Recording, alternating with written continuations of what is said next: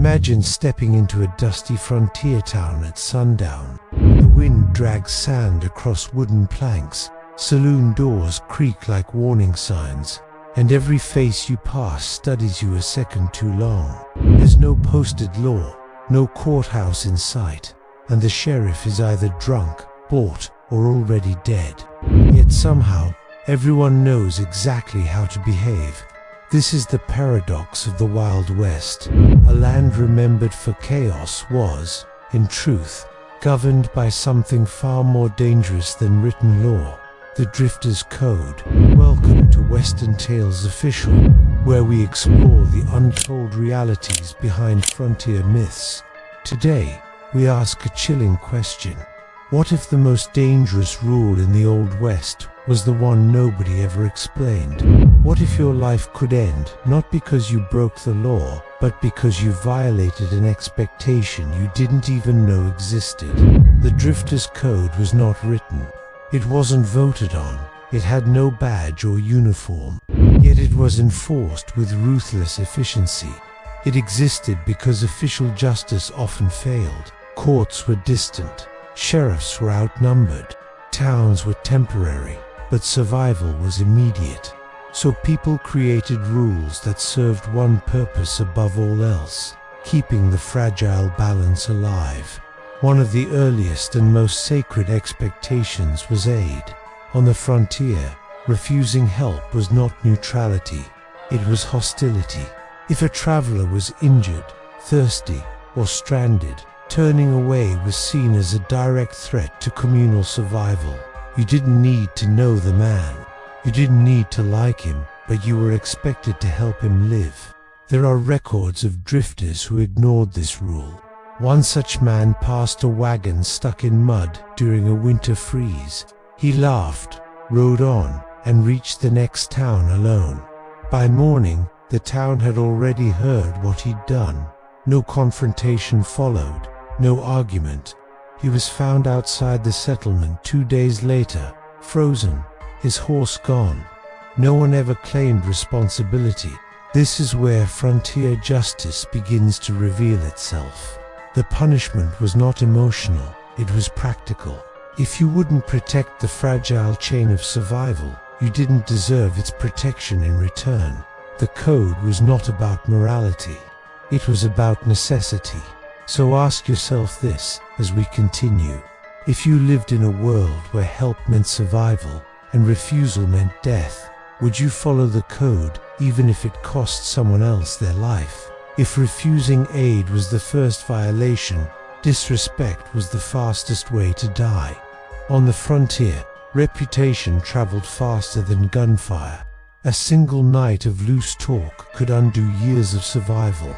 This was because the Drifter's Code placed enormous value on silence, humility, and restraint. Bragging was dangerous, especially bragging about violence, theft, or outsmarting the law. In small towns, everyone relied on fragile trust. A man who boasted about robbing a stagecoach wasn't impressive. He was a liability. He attracted attention, danger, and retaliation. There is a documented case of a brawler who entered a mining town flush with money and louder than sense. He drank heavily, told stories of killings that might or might not have been true, and mocked the intelligence of the locals. He broke no formal law. The sheriff even laughed along, but the town grew silent. That night, the man was invited to a private card game. By morning, he was gone. His body was discovered weeks later in a ravine, stripped of valuables. No arrests followed. The town resumed business without disruption. Why? Because the code dictated that anyone who endangered the collective peace forfeited their protection. The badge represented distant authority. The code represented immediate survival. Disrespect wasn't just verbal. Cutting in line at a water source, insulting a stable hand, or treating women as disposable property could mark you, not because of moral outrage, but because arrogance signaled unpredictability, and unpredictability meant danger. The drifter's code demanded that you understand your place instantly. New arrivals were expected to observe before acting, to listen before speaking, to recognize power without challenging it. Think about this. In a place without reliable law, respect became currency. Lose it, and you lost everything. So was this justice, or simply organized fear disguised as order? The frontier was unforgiving, but it was not irrational. Many elements of the drifter's code emerged directly from environmental necessity.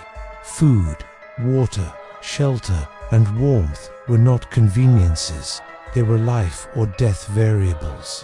One of the most severe violations involved hoarding resources during crisis. During blizzards, droughts, or disease outbreaks, survival depended on collective cooperation. A single individual prioritizing themselves could doom many. In one winter incident, a drifter refused to share firewood while staying at a communal shelter. He claimed he had earned it through trade and owed nothing to strangers. By the code of contracts, he was correct. By the code of survival, he had committed an unforgivable act. The following night, the shelter caught fire. No one stopped him from running back inside. No one helped him escape. The fire consumed the structure and the man with it. The survivors rebuilt together days later. This was not revenge. It was recalibration. The code corrected imbalance without debate. It functioned because debate wasted time, and time killed people.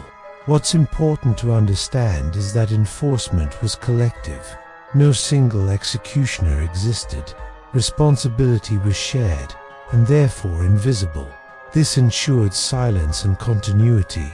Modern audiences often view this as barbaric, but frontier communities viewed it as necessary. Without it, selfishness would spread faster than disease. So here's the uncomfortable question. When survival is scarce, is compassion a luxury? Or is enforced cooperation the only way humanity endures? Drifters believed they were free. No roots, no obligations, no history. But the frontier did not recognize freedom without consequence. The drifter's code followed you, whether you acknowledged it or not. Horse theft was the ultimate violation.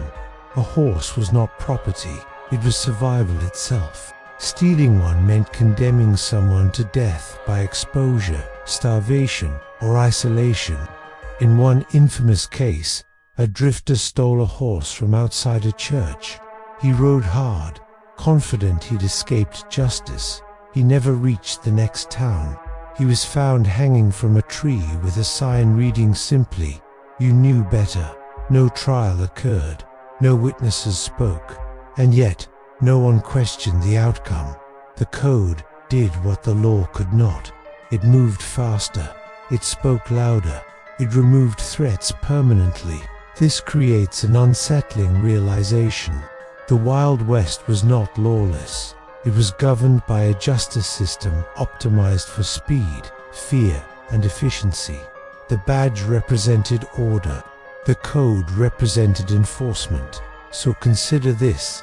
If freedom exists without accountability, does it remain freedom? Or does it become chaos demanding correction? The drifter's code did not disappear. It evolved. Wherever formal authority weakens, unwritten rules emerge. Gangs, black markets, prison systems, and underground economies all operate on similar principles. Break the code, and punishment is swift, often brutal, often unofficial, but always understood. This tells us something deeply human. Order is not optional. It will exist, with or without law. The frontier proved that justice doesn't require paper. It requires consensus and consequence. At Western Tales Official, we don't romanticize the past. We analyze it. The Wild West wasn't heroic or evil.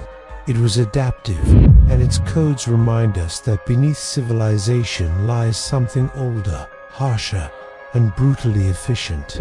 So ask yourself one final question. If society collapsed tomorrow, what code would you follow, and what would it cost you to break it? If you value stories that uncover the truths history hides, subscribe to Western Tales Official, because the past isn't dead, it's waiting to be understood.